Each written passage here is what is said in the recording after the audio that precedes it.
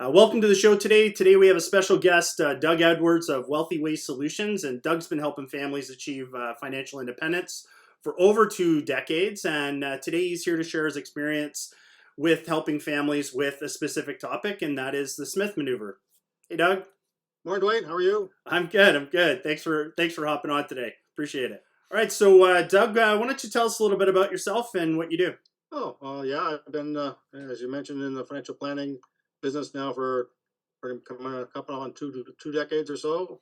And over that whole period of time, the one thing that's sort of been a central part of my financial planning practice has been the Smith Maneuver. Funny enough, I started doing that after Fraser Smith launched his book back in 2002, and it became available for financial planners across the country somewhere around 2005.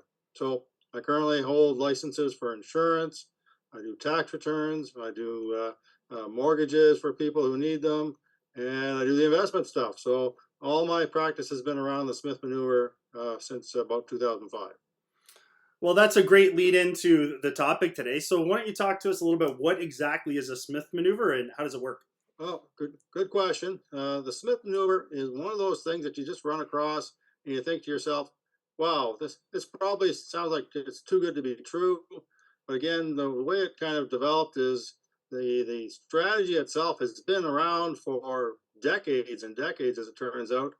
It just took the right pieces to fall in place for the average person, the average Canadian homeowner, to be able to use it. And the key benefits of the whole Smith Maneuver strategy that I like, and the reason that it's so successful, is the fact that your people are able to pay down their mortgages more quickly. They get tax refunds that they never saw before, and they're able to build their wealth by following the program. You follow the program, you can become more wealthy. You get some tax returns, and your mortgage disappears faster. I mean, when you start to add those three things together, it sounds like a pretty good deal. Yeah, you hear all of that, and then you start scratching your heads. You're like, this can't possibly be legal in Canada to do? So that's the next question I have. Is it legal? Well, funny enough, I mean, I had the same question when I started doing the Smith Newer. Says, really, is this really possible? I mean, can it possibly be legal? And then I had conversations with Fraser Smith. Looked into the whole thing with the Canada Revenue Agency. Uh, Found out that yes, I mean, if you just use money from a borrowed account, if you borrow the funds against your property or any other source for that matter, the interest is tax deductible. And so the methodology of the Smith Maneuver, which is ultimately very simple, accomplishes that in a methodical way, and absolutely it is legal, because I had many conversations with Fraser Smith, the original creator of the strategy, and found all the documentation behind it that says, "Yep, good to go. If you just do it in the right manner, it'll work." So speaking of the right manner, what's the process? So, I'm new to this. I have a house. I'm thinking about doing a refinance. I'm in my 40s. I'm not. I'm in my 50s, but let's just say I'm in my 40s. I'm thinking, hey, I'd love to have some money set aside for retirement. I don't have a pension. What do I do? Like, what's the steps in the process? Well, first of all, Dwayne, you do look like you're in your 40s, so I'm going to give you that right off the hop. Thanks, buddy. I'm trying to be generous. Now, the process, however, the magic of the Smith Manoeuvre process is finding the right mortgage. This is the absolute key thing that needs to be done, and they're available, but they're more available now than they have been in the past. And the term you want to lock in your brain is something called readvanceable mortgages. Readvanceable mortgages. What that really means is, for people who have this special type of mortgage, you when you make your mortgage payment, as I'm sure you know, part of your money goes towards paying the principal down, and part of it goes to interest. And of course, the interest the bank keeps for doing their fine work, and the principal part also goes to the bank if you don't have one, if you don't have a readvanceable mortgage, because they just keep your money. Uh, a readvanceable mortgage, on the other hand, allows you to reborrow the principal amount with every single payment, And that is the amount that we need to get access to. It's your equity at the end of the day to be able to invest and drive the engine for tax refunds and investment. So the key part of this strategy is the readvanceable mortgage. So, for example, let's just say I get a big bonus one year, and I had $50,000 that I was going to invest, and I was going to invest in whatever investment you're recommending. Now, would it make sense to just give you the 50,000, or would it make sense to pay my mortgage off first and then pull it off the readvanceable mortgage, the home equity line of credit? If you had the readvanceable mortgage, the big benefit of this arrangement is this. If you took your $50,000 bonus, congratulations, by the way, for getting such a big bonus, you could pay down your mortgage by 50 grand, providing that your bank is structured in a way that allow you to do that. And then, and that would then reduce your non-deductible mortgage debt, hence your interest cost as well. Then you reborrow that money back and invest it, thereby the same investment you probably would have bought in the first place. But in this case, you're also able to write off the interest that you borrowed for that particular investment. So there's the win-win. Your non-deductible debt goes down, your good debt, as I call it, which is deductible debt, goes up, and you get tax breaks from it, and you get to build your wealth the same way you would have if you were doing it without the Smith Maneuver. So there's the big win here, is you got more bang for your buck when you got your bonus. Interesting. And so when it comes to like implementing something like this, obviously, if I'm a client of yours, I'm looking for what are the benefits, and obviously you've talked about tax strategies where there's a taxable benefit, right? So making my interest tax deductible. But on the other side of it, what other benefits do you see from using the Smith Maneuver, other than just the tax deduction? Is there any other benefits I should be thinking about? Well, I mean, the big benefit that a lot of people want to get out of this is they want to become more wealthy. They want to have more money to be able to do the things that they want to do. And so the other side of the coin, if you will, is that you need to pick investments that have long-term growth potential. When I do investments with folks, we need to sit down and say, look, this is not a short-term arrangement where you're going to be seeing benefits tomorrow or the next day. This could go on for the same length of your mortgage that is today, which could be, 20 or 25 years. And so let's pick some investments that have some durability. So we don't, the folks that I work with, we don't do anything that's speculative. We stay with the bread and butter, what I call the steady Eddie investments that make, the regular return month over month, year over year. That's how you build your wealth. It's not a race. It's a marathon. You've probably heard that many times in the past. But for the Smith Maneuver, that's even more important because there's two sides of the coin here. There's the money borrowed and the interest cost on it, and then there's the investments. Ultimately, the investments will win out, and your net worth will go up. Absolutely. So what do people typically do? So I'm thinking about this strategy, and obviously, as I'm borrowing money off of my readvanceable mortgage, I'm going to be putting that into my investments. My investments are going to grow, but at the same time, I'm still going to have that balance that's on my home equity line of credit or my readvanceable mortgage, right? What do clients typically do, or do they try to pay that down, or is that something the strategy to just take that with you until you die, and then when your house sells, then you pay off the readvanceable mortgage amount? Like what typically happens? Well, that's an excellent question. A lot of people, what they do is they don't pay it off. When Fraser Smith created the Smith Maneuver strategy, his philosophy was you continue to keep this money borrowed against your house until the day you die. Now, I'm not quite sure I'm in that particular camp where I want to have this debt hanging over my head forever. So I think there are points in the process where people can say, you know what, I've paid off all my non-deductible debt.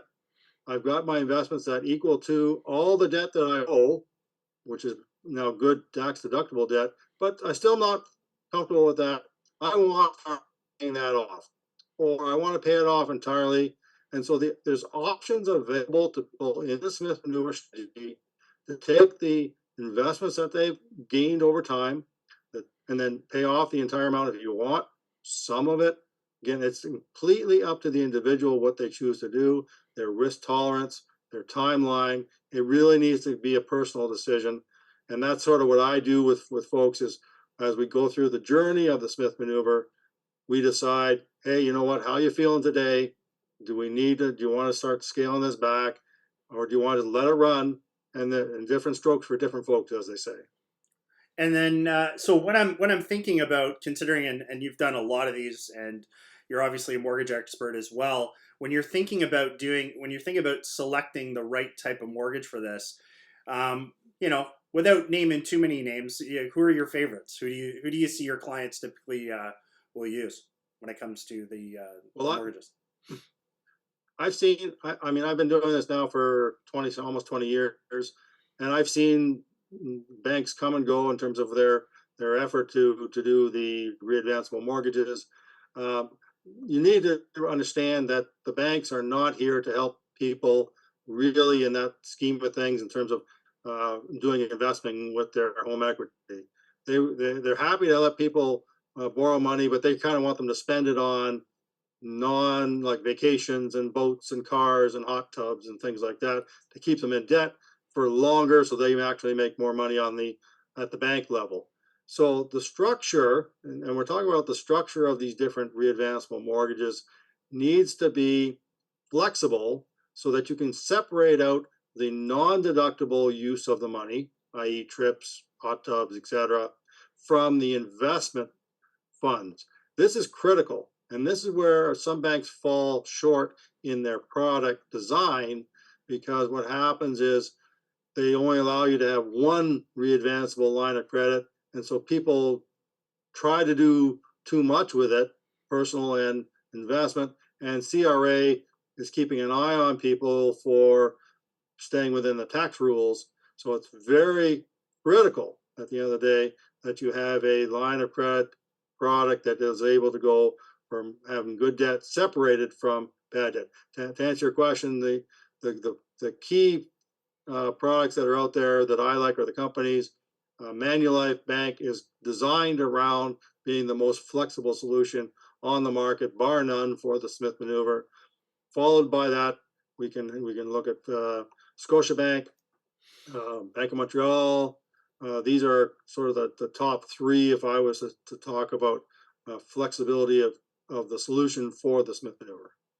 And with the Manulife, I know Manulife has the Manulife One product, which is completely different than traditional mortgages, where your main account is your home equity line of credit, where it's really accelerating paying down principal. Is that an additional benefit to the Smith Maneuver? Is there extra value from using that type of an account versus a traditional mortgage account? Absolutely. If you didn't use the Manulife One for anything other than for the value of the Manulife One account in itself, you would still pay off your mortgage years earlier. And the simple reason is when you put your money into the account, as you mentioned earlier, it reduces your balance. If it reduces your balance, you're saving interest. You're saving interest every day, as a matter of fact, because that's where your money is sitting. So it ultimately is the solution for, I think, a lot of people, whether they have they're doing the Smith Maneuver or not. However, the folks at Manulife Bank do have maybe a slightly higher level of a qualification required, because this particular solution requires the borrower, i.e. the homeowner, to be financially responsible. And what I mean by that is that you need to know that you're doing things that don't get you further into debt. And some of these products allow you to do that. And sometimes that's okay. When you're in a bind, you need to be able to find funds to work through a problem. But if it's habitual and you're continually borrowing for non good reasons, we'll call it, this is not the type of product you should have. Well, that leads me to the type of clients that you typically work with. Obviously, we're not going to name names and stuff like that, but if you were to like just paint a picture of who would this product be a best fit for, and what would some of their goals be or characteristics be, like what's your typical client that's interested in executing this type of strategy? The a good question again. The people that are best suited for this type of solution are folks that have kind of a more of a stable income arrangement where they're focused on their future. They're focused on building their financial situation going down the road. They may be slightly higher income folks simply because the tax bracket system lends itself for greater tax refunds based on income. That's the system we have here in Canada. So one of those things is higher income, stable income, and the ability to stay with the program. If you if you're not able to stay with the program, as I mentioned earlier, this is a long-term arrangement. If you think that this is going to be a 5-year one and done type arrangement, it's not. And so, the mentality of the folks that I need to work with, or I work with anyway, are mid-income people, but oftentimes dual incomes.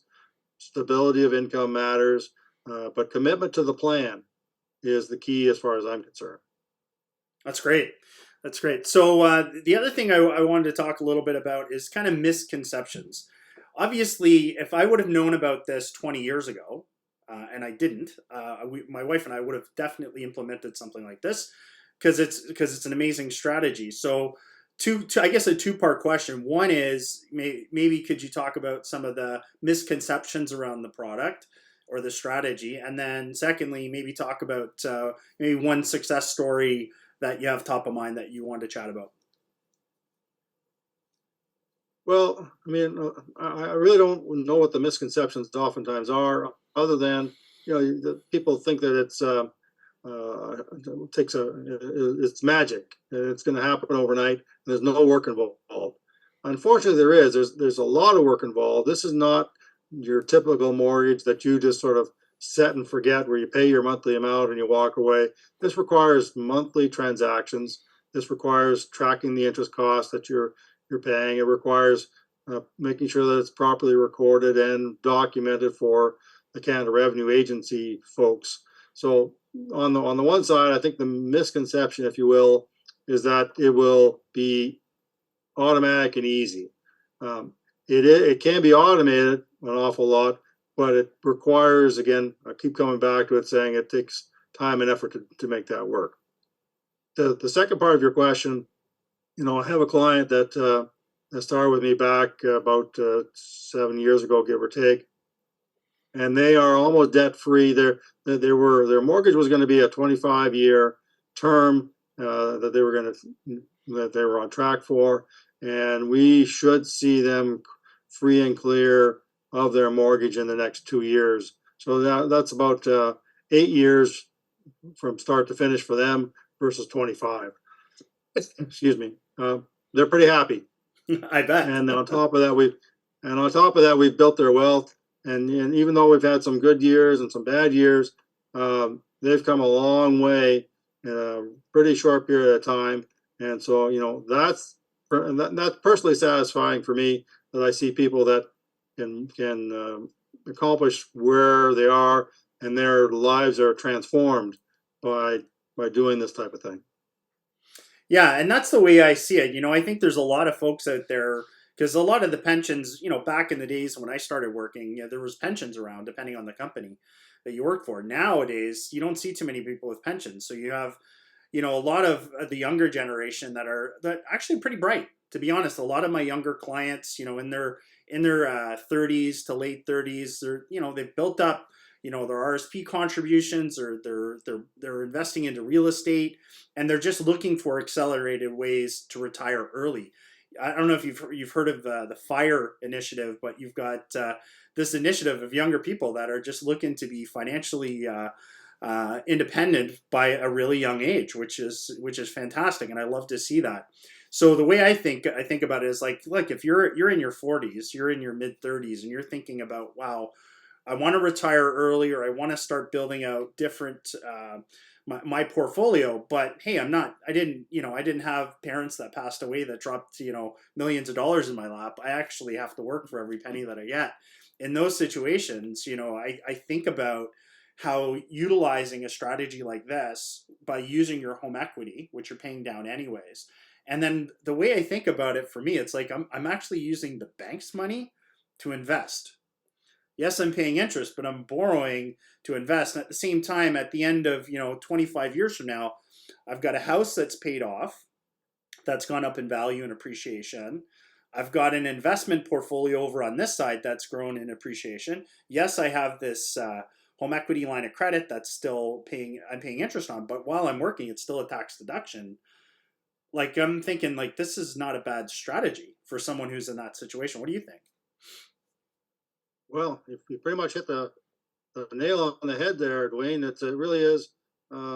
Again, it's comprehensive, and that's what there are a few pieces that are in play here, but people that are thinking about being that are fire focused, those are probably the best folks that can use this product, because they have the amount of cash flow that they want to be there. They want to get ahead. They want to get their mortgage out of the way. They want to get ahead financially sooner. And so they are motivated.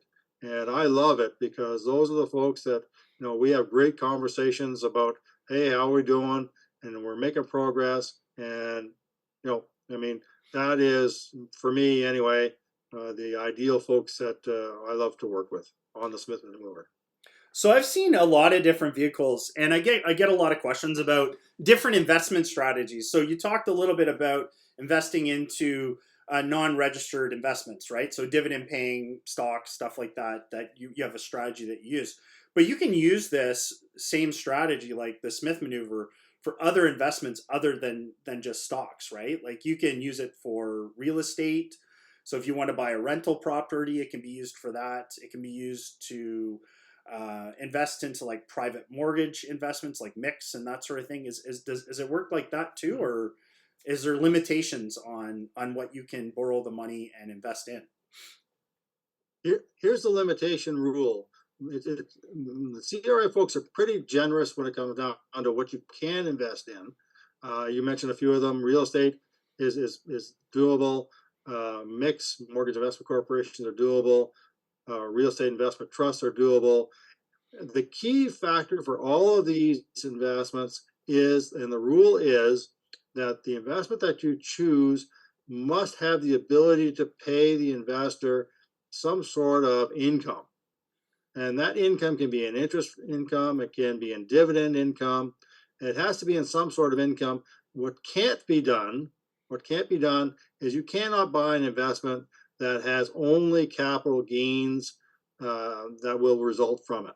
So, as an example I use with a lot of people is, people say, well, I want to buy crypto, or I want to buy gold, for example. Well, both crypto and gold, as examples, you can buy it. It will go up in value or not, depending on what happens. But gold doesn't pay you a dividend. Gold doesn't pay you interest.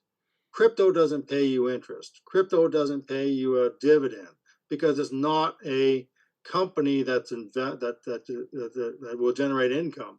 So when you earn a capital gain on those, that's not, and you borrow the money to buy it, the interest is not tax deductible. So you need to be very careful when you pick your investments that they're on side with CRA rules. And the rule is, it must have the ability to pay income. So buying raw land doesn't work, because you're only going to have capital gain only. And some of these things are like that. Myself, I have a lot of private investments that I do, because I have what's called an exempt market dealer license. And so there are a lot of good investments out there that can pay a steady income today, tomorrow, for years to come. And we're perfectly on side with the strategy. Wow, I learned a few new things today. That was very interesting. Thanks for the answer on that.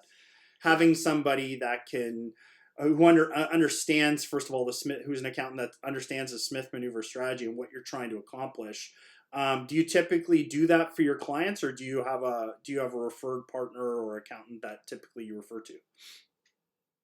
Well, again, as I mentioned to you at the top of our discussion, my financial planning world uh, is built around the Smith Maneuver strategy, and so probably early on when I started doing this for people, I said, you know what, I need to make sure that the interest is properly claimed, that the income is properly claimed, so that I know my client anyway is on side with CRA and everything is looked after. So, one of the things I ended up doing was getting myself I'm now a certified CRA tax preparer, and I only do tax returns for my clients. I don't do them for the general public because those are not my clients. Those are not the people that I'm responsible to.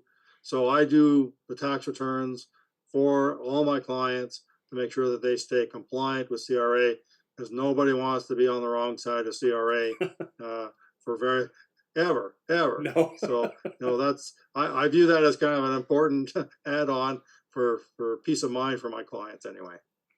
I love it. I learned a lot today, Doug. I do appreciate the time you spent with us. And I will put all your contact information in the description notes for folks to get Okay, a hold of you. Again, that was very informative. Thanks a lot for joining. you're very welcome.